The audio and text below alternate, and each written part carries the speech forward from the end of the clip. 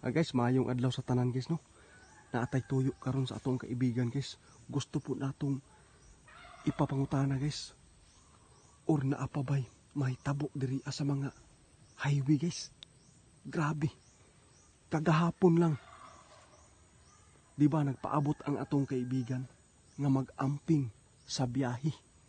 Kay nakitaan ni kaibigan ang daghan nga mga disgrasya karon sa pagbiyahe na agyod sa highway.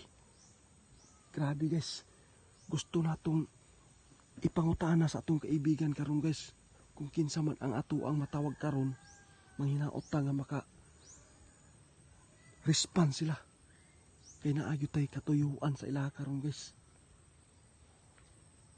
Kaibigang linyo, maayong adlaw kaibigan. Ay, salamat linyo. Importante kini kaibigan. Salamat kay naagid ka diri kaibigan pagtawag dako. Mao ni guys ang pinaka maayo guys. Kung unsa man ang ato ang katuyuan guys. Naa sila motubag sa ato ang mga pangutana. Salamat ninyo ha. Naalang ko'y ipapangutana kaibigan. Bahin sa imong nakita sa imong gipaabot na sa mua nga karong Disimbira karong 2025 tinuod yung kaibigan na anay yun nahitabo. Grabe sa pagpaabot namo karon sa imuha.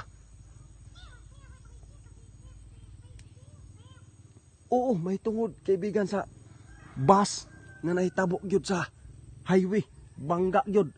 Duol-duol ra ba diri sa mua ni guys no. Tapos ang nagpaabot ani guys, duol-duol ra pod diri Nag-chat gyud sila guys, nag-message sa tuwa. Mangutana gyud sila sa atong kaibigan. Kung daghan pa ba mahitabo nga mga disgrasya karon sa pagsugat sa bag-ong tuig. Mauna ni guys. Di ba?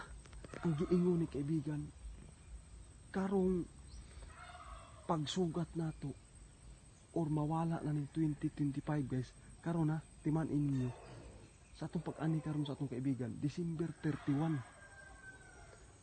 Mabugtas na ang 2025 guys. Ang mapuli ani January 2026. Pero pila pa ka oras guys nga mawala na ning December karon sa 2025 guys. Kay dito pa ta mutungtong sa alas 12 musugat pagka January.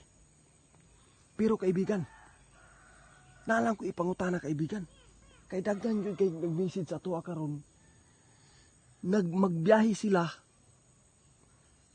Naabaday sila makita nga sign para pud nga dili na lang gyud sila magpadayon sa ilang biyahe.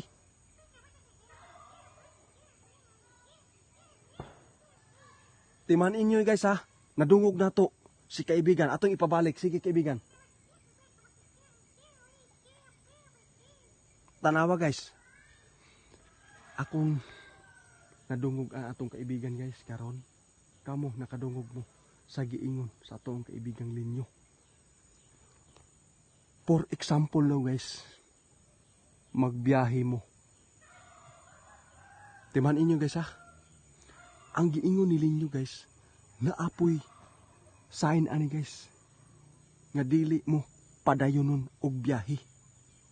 Timan inyo guys, ang sign ani guys, kung kamo nakulbaan magunahuna na mog biyahe tapos wala niyo tuyo nga gikabahan mo or unsang butanga nga murag na amoy na kuanan diha guys. Tapos ang kakulba mo sabay, mo ni sign guys nga kung magbiyahe mo, ayaw na lang yun. Ayaw na lang magpadayon.